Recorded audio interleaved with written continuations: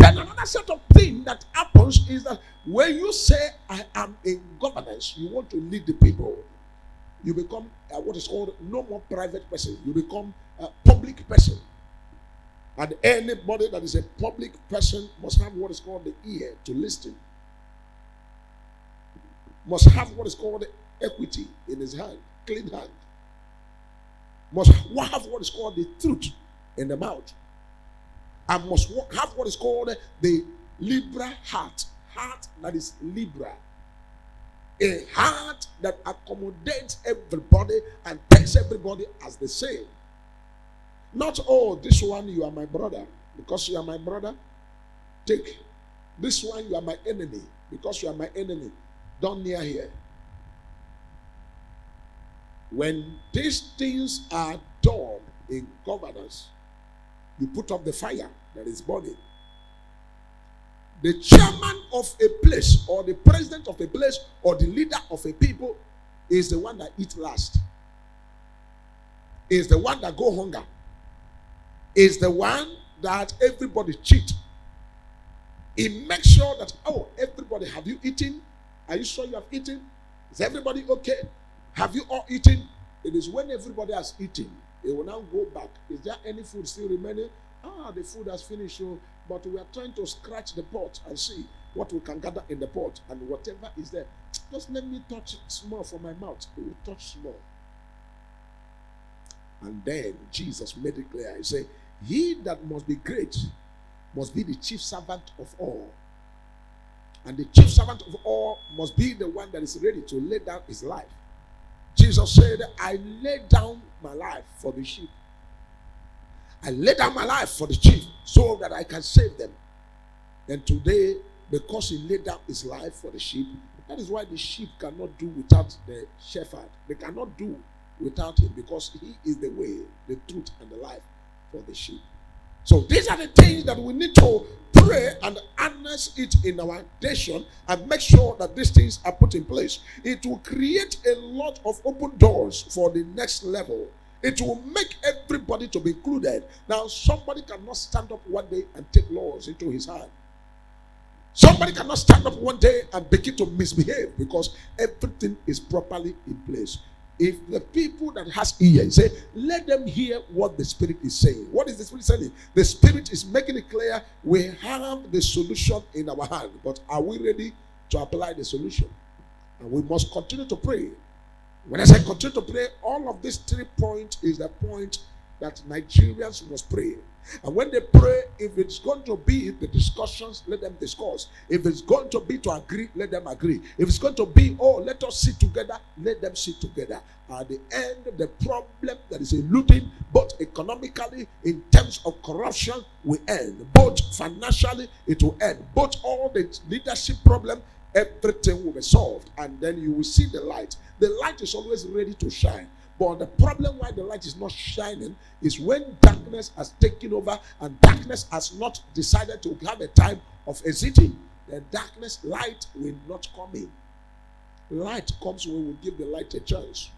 If we can give the light a chance, the light will shine. And this is why every time you hear me singing a song, the light must shine. The light of God must shine. No matter what the devil do, the light of God must shine. We must always have what is called the truth in our mouth. What is right, whatever is honesty, whatever is just, whatever is faithful, whatever is wonderful, whatever is good, whatever is a blessing, whatever is for the good of others, do unto others as you wish them to do for yourself. As you wish them to do for you, do unto others as you wish them to do for you. You cannot wish others, respect me, and you don't respect others. You cannot wish others, oh, value me, while you don't value them. Do unto others whatever you wish them to do for you. These are the sum of everything we are fighting for. These are the sum of everything we are battling for. These are the problems we are having right there in Nigeria and even in the world at large. The world has refused to understand that there is God and there is leader and there is creator and there is owner of the world. And listen to me, if we like it or not, somebody owns this world. That is why nobody is the island of power. Nobody is monopoly of power. Somebody owns the world. And the person that owns the world is always ready to decide what will happen as far as the world is concerned. So, child of God, I'm using this medium to call you, to ask you to begin to pray. The essence of the prayer is this fire that I've mentioned. This three fire, you must pray. You must pray, let the will of God be done. You must pray, let God turn back the hands of the clock. Because there's going to be what is called people taking laws into their hands. There's going to be people taking laws into their hands. Pray that God should arrest the move. Because there's going to be protests and people taking laws into their hands. And that's the essence of the prayer, is God take over, God step in and give victory. Oh God, come in and provide solution. Oh God, come in and make the way where there is no way, because already the fire is already burning. And when the fire of this nature are burning, we must pray, because when we pray, God will now decide the best way for it, because there are going to be protests here and there. Students will protest, religions will protest, many people will protest, politicians will protest, and many things will happen. These are the prophecy, the revelation God is showing me.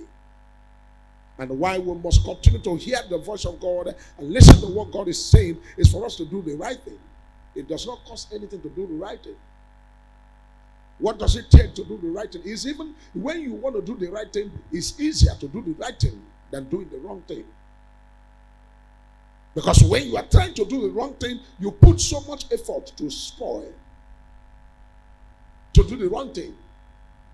Because you'll be calculating, trying to patch up, trying to this. But right thing, you go straight away and do the right thing. And at the end of it all, we will have victory by doing the right thing. Let us do the right thing. Let us continue to pray.